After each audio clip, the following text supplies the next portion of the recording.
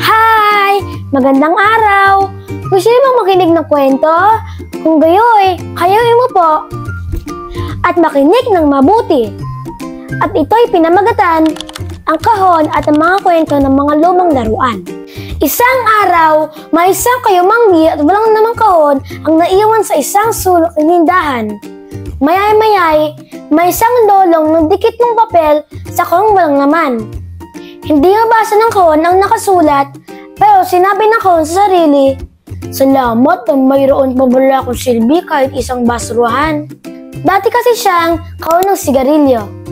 Dumaan ng ilang araw, isang kasambay ang naglagay ng isang manikang maduming damit at ang dilaw na buhok ay hindi pantay ang gupit. Natuwa ang kahon kasi nagkaroon na siya ng laman. Isang basurang manika. "Kamusta, manika?" Ang bungad na bati ni kahon. "Sa itsura mo parang pinaglaruan kayata ng bata sa iyong imampon." "Oy kaibigan, may nandito ako sa loob mo. Kung alam mo lang ang aking kwento, piyadong, pati ikay manlulumo. Tutal, dalawa lang naman tayo. Makikinig ako sa kwento mo." Ngiti ni kahon. "O sige, ako'y isang magandang manika nung una. Pitong mais ang aking buhok at mabango ang aking damit na kulay pula. Madami ang sa akin ay nagbakas sakali. Ngunit sabihin nating mayamang bata ang nagmay-ari. Ang hindi ko lang inaasahan, mayroon siyang pangit na ugali. Kaming mga laruan ay hindi inaangatan at madalas gawan ng kalokohan. Biruin mong ilublob ako sa putikan at guputin ang buhok kong gintuan. Hay! Nasayang ang aking ganda sa isang batang hindi marunong magpahalaga. Masaklap pala ang iyong sinapit sa isang batang ugaling malupit." Yun na lang ang sinabi ni kahon sa kanyang unang bisita. Ilang araw ang lumipas. May amang naglagay ng isang aso na robot sa kahon. "Kamusta, robot?" Sabay na bati ni kahon at manika. "Hay, eto, nakakahiya ng itsura, bali ang isang kamay, at lagyan ba ng baterya ay di na gumagana. Ano pa nga ba? Isa na akong basura." Dismayadong sagot ni robot. "Makikinig kami sa kwento mo. Total, tatlo lang naman tayo." Ang paunlak ni kahon. "O sige, ganito yon.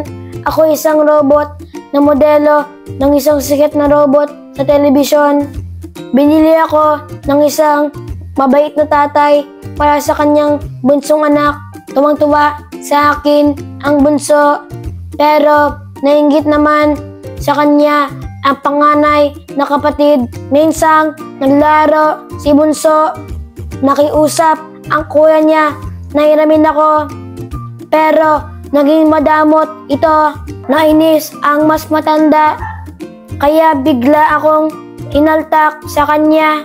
Pinag-agawan nila ako at parehong ayaw magpatalo." "Hay! May mga bata talagang dapat dinidisiplina," sambit ni manika.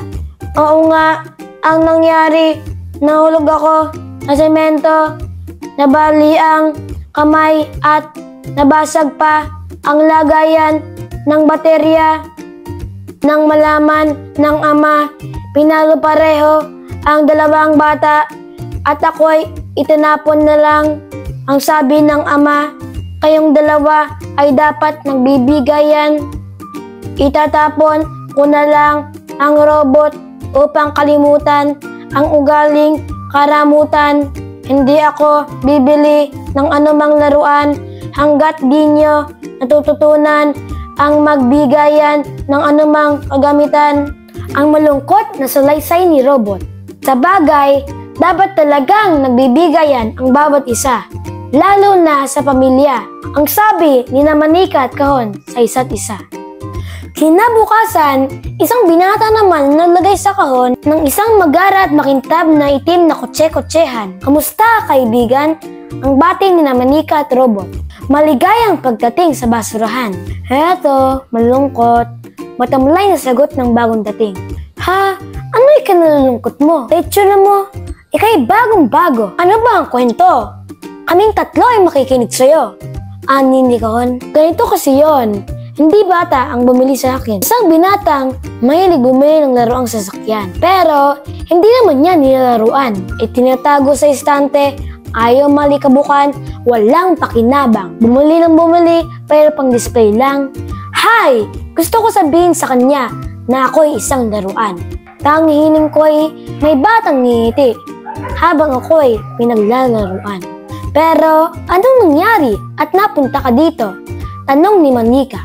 Ang binata kasi ay sa ibang bansa ng maninirahan. Pinili niya ang pinakamaganda niyang laruang sasakyan upang dalhin sa ibang bayan at akong hindi napili. Heto, napunta sa isang basurahan. Yan ang pinakamasaklap na mangyari sa isang laruan. Ang hindi man lang mahawakan ng isang bata ng hihinayang na nasabi ni Robot.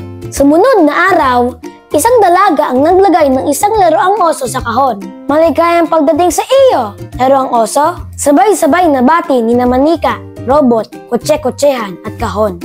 Uy, marami na pala kayo dito. Salamat naman at hindi na ako mag-iisa. Wika ng kadarating na kulay rosas na laruan. 4 pa lang naman kami nagkakwentuhan. Ikaw ba? Pwede ka bang kahuntahan? Tambit ni Kahon. Abay, oo naman. Ganito ang aking karanasan. Ako isang laruang nagsilbing kaibigan. Isang dalagita ang sa akin ay bumili. At mga sekreto niya ay sa akin lang sinasabi. Nakakatawa naman at ako'y kanyang inalagaan. Isang taon din kami naging magkakwentuhan. Pero napalitan ng lungkot ang mukha ni laruang oso. Bakit? Akala ko ba'y masaya ang iyong kasarasan? Tanong ni Robot. Nagtataka nga ako kung bakit ako'y nilagay dito. Basta sabi niya sa akin, dalaga na siya. Matanda na raw siya para sa kagaya ko. Kung kaya't ako'y kanyang pakakawalan. Bulong niya ay sana'y may makapulot sa aking bata na ituturi din akong kaibigan.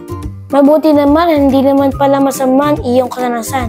May dahilan pala ang iyong naging kalaro.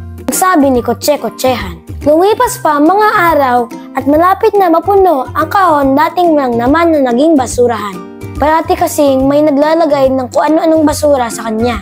Iba-ibang laruan, iba-ibang kulay, iba-ibang hugis. May bolang kupas at sombrero ng mangkukulam na butas. May espadang patpat at lumang trumpo. May laruang bus, gitara at barko. Mayroon pa ngang damit ng diwata, nurse at sundalo. Lahat ay may baang kwento. Ang huling nagdagdag ng basura ay ang lolong naglagay ng kahon sa isang sulok ng tindahan. Ang kanyang inilagay ay mga bareta ng luwad. Oy! May mga kakaibang bagay na nadagdag sa basurahan. Ang bungad ni Manika. Kami ay mga basurang laruan, pero kayo ba ay ano? Anong ni Robot. Sabong ba kayong ayang bumula? Tanong ni Kotse-Kotsehan. Baka naman kayong hindi mabili. Wika ni Robot. O kaya tsokolating luma na at inaamag. Hula naman ng ibang laruan. Mga kaibigan, kami ng aking mga kasamahan ay may tuturing ding laruan. Ang tawag sa amin ay luwad. Luwad? Anong luwad? Nagtataka si Kahon.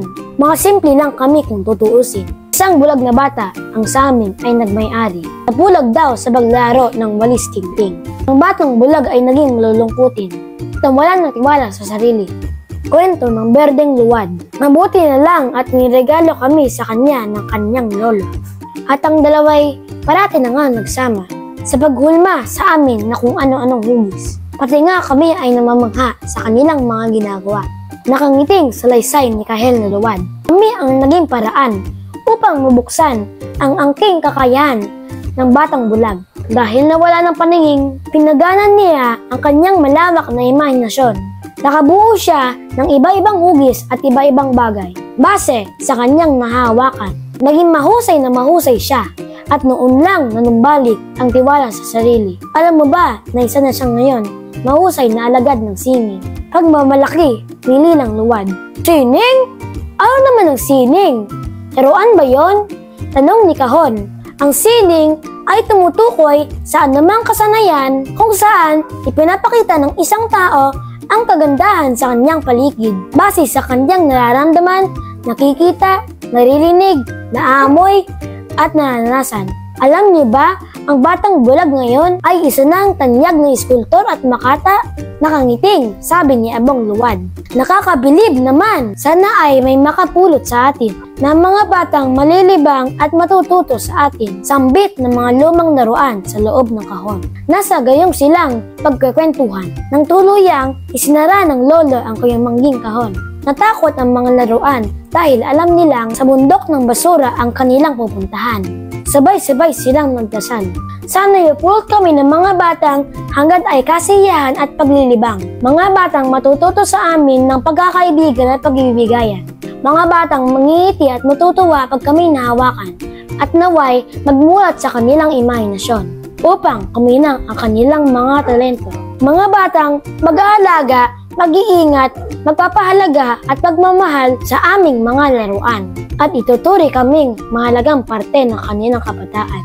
Mahabang nilakbay ng kahon. Ang mga lumang laruan naman ay mistulang mga batang laro sa loob nito. Nagumpugan, tumambling, nagbungguan, nagpabalengtong, napataas, napababa, pabalikwas, bumali-baliktad, na wala sa isip nila ang pag-aalala sa pamuntang bundok ng basura.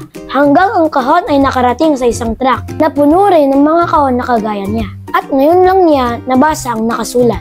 Kahon ng kasiyahan, panahon ng pagbibigayan, laruan para sa bahay ampunan. At muling napangiti si kahon. At sa isip niya'y tumuhit ang masayang larawan ng mga batang sabik sa laruan at mga laruang sabik sa pagmamahal ng mga kabataan. Dito po nagtatapos ang aking kwento. Salamat po! Bye!